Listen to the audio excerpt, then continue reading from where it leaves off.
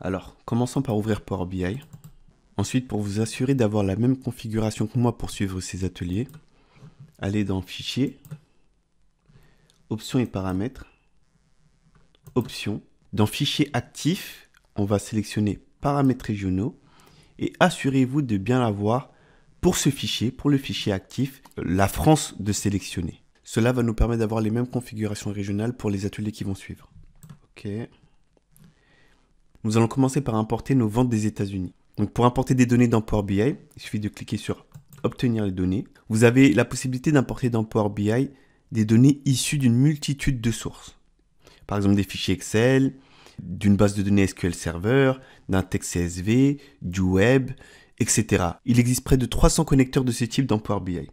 Ici, comme on sait que nos fichiers des ventes sont au format CSV, nous allons cliquer sur texte CSV et sélectionner. Donc là, je suis déjà dans, pour vous montrer un petit peu le chemin, vous allez là où vous avez enregistré vos dossiers vos fichiers de travail.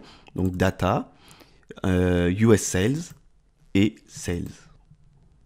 Alors dans cette fenêtre, nous avons un aperçu de notre fichier basé sur les 200 premières lignes.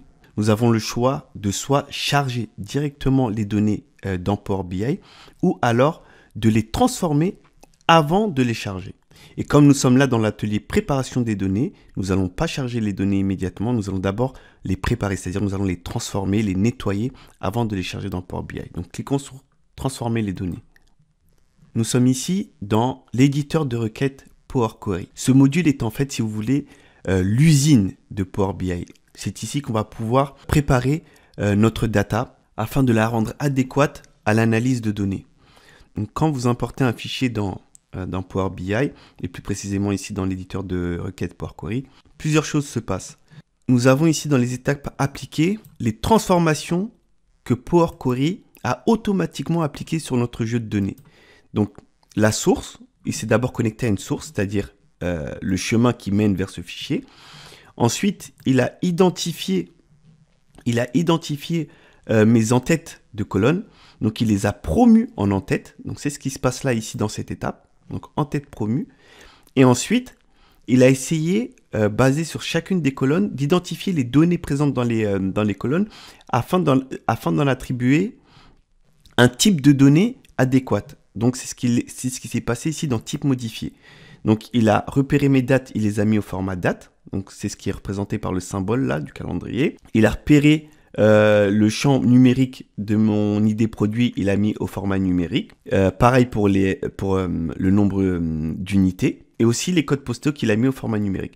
Par contre, là, c'est une erreur. Parce que là, j'ai des codes postaux. Et le fait qu'il les ait modifiés en type numérique, il m'a enlevé des zéros sur certains de mes codes postaux. Alors que dans cette instance, j'ai besoin de mes zéros dans mes codes postaux. Donc pour ça, on va modifier cette étape. D'accord? Et on va sélectionner texte et remplacer l'actuel. Donc là, il me l'a mis au format texte et il m'a remis mes zéros. Donc ça, ce sont des genres de petites transformations qu'on peut faire dans Power Query. Pareil, là, c'est en fait mon chiffre d'affaires, revenu. Toutefois, là, il me l'a mis au format texte. Pourquoi? C'est parce qu'ici, j'ai des points. Et comme nous avons configuré Power BI sur la France, nos séparateurs de décimales sont représentés avec les virgules et pas les points comme aux États-Unis. C'est pour ça qu'il ne reconnaît pas ce champ comme un type numérique. Ça, nous allons le modifier plus tard.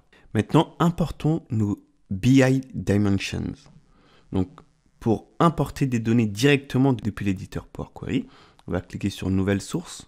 Les BI Dimensions étaient sous format Excel, c'était un fichier Excel et non plus un texte CSV. Donc, on va cliquer sur Excel et sélectionner BI Dimensions.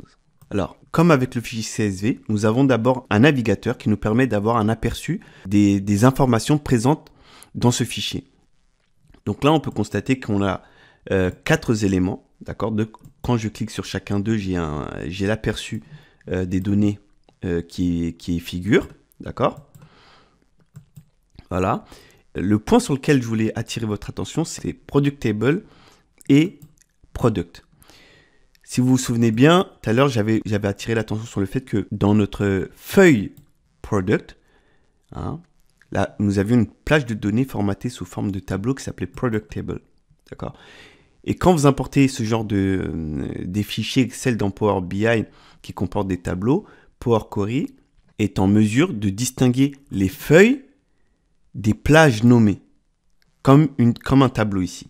Donc, c'est-à-dire qu'ici, on a non seulement la feuille Product, hein, et dans la feuille Product, quand on sélectionne la feuille Product, on se rend compte que Power Query n'a pas réussi à déterminer l'entête de colonne. C'est pour ça qu'on a ici notre entête. Ensuite, on a les numéros de colonne, parce que là, Power Query n'a pas réussi à déterminer l'entête. Par contre, quand on clique sur Product Table, qui était sur format de table, là, Power Query a parfaitement identifié que la première ligne constituait les entêtes de colonne. Donc, des fois, il peut être intéressant de formater vos données sous format de tableau avant de les importer dans Power Query.